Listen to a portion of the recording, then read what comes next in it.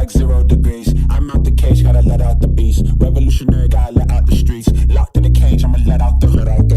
Wake up, get out the sheets. We came from one man, forget that peace. You take the west side, take on the east.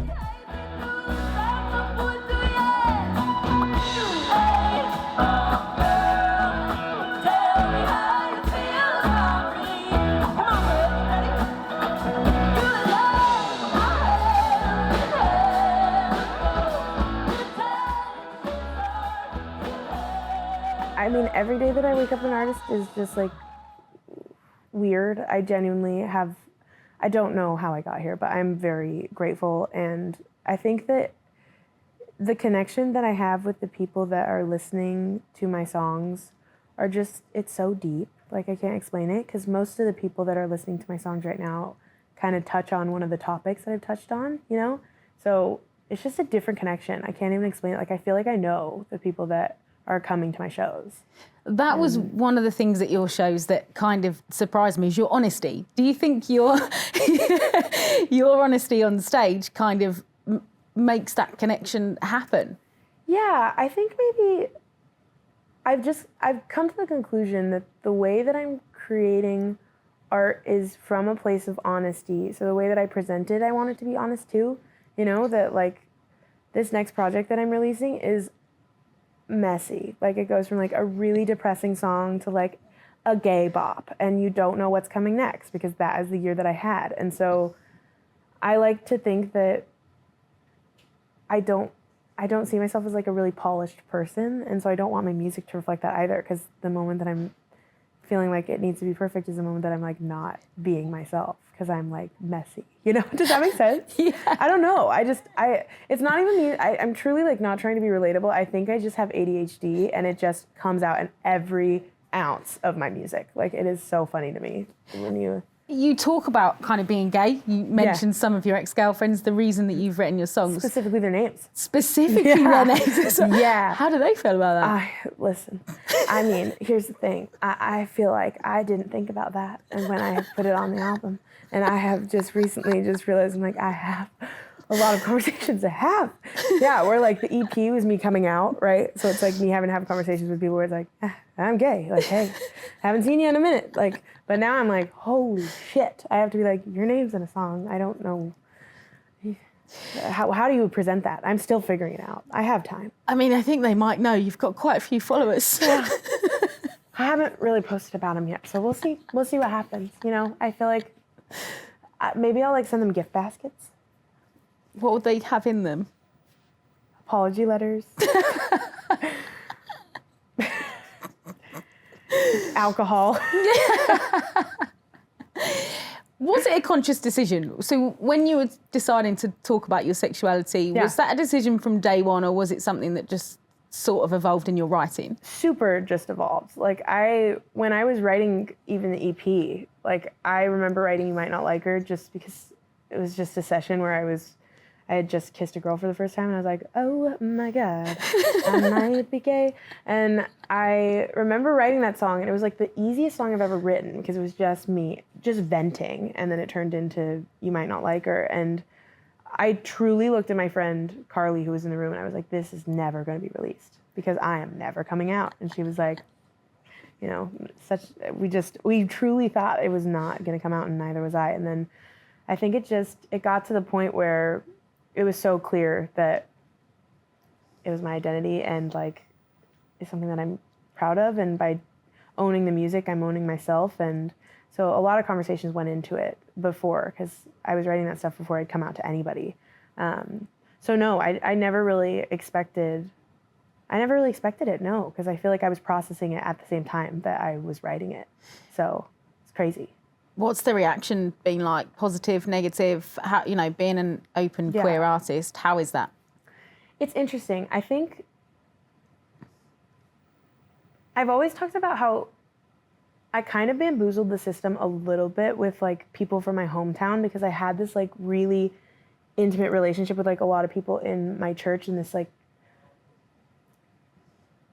a lot of the people from my hometown, like, being gay wasn't like allowed. Like, that was just not a thing. And so I think The reaction has been interesting because I do feel like I bamboozled them a little bit because they kind of didn't think they could love a gay person, and then someone that they love was gay.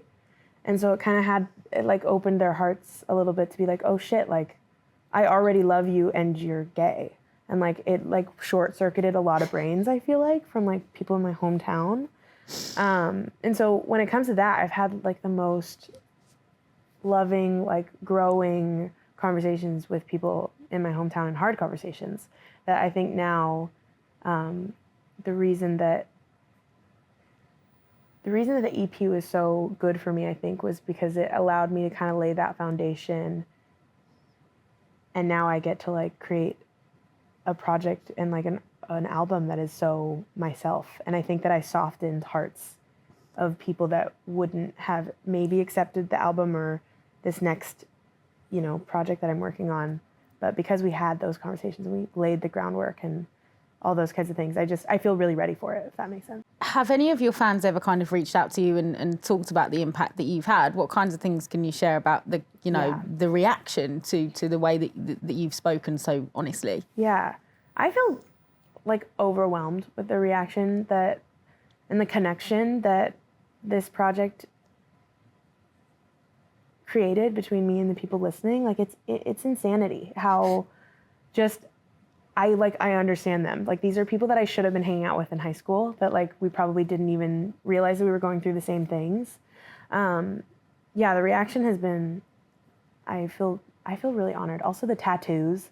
Someone got a tattoo? I feel like I've probably seen over like 100 tattoos with like my lyrics. It's with your lyrics? Yes. Wow. And like I write them for people, and that's really nice. I cannot get canceled or have a scandal because that is forever on their body, and I don't take that lightly. So I want you to know. What is the most common lyric then?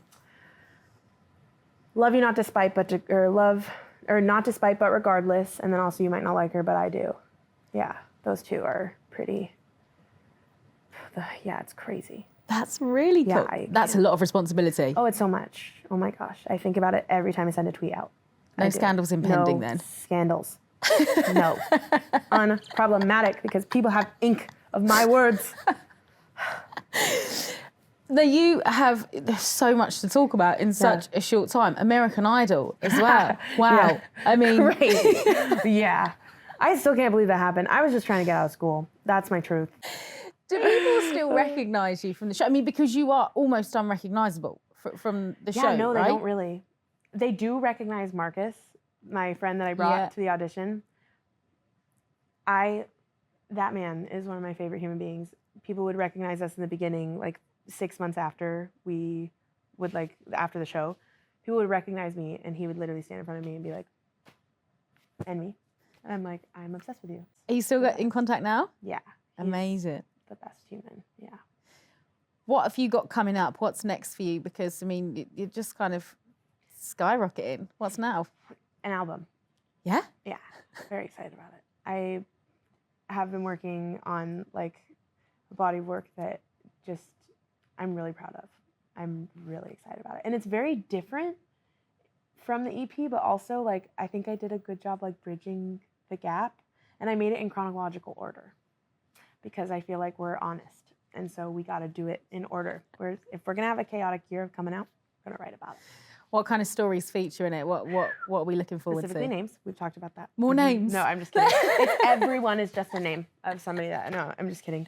Well, it starts off. I think there's going to be people watching that quite worried now, like, oh no, is it going to be me? Oh, am I a song? Good luck. I hope you treated me well. So, no, I'm just kidding. I'm just teasing.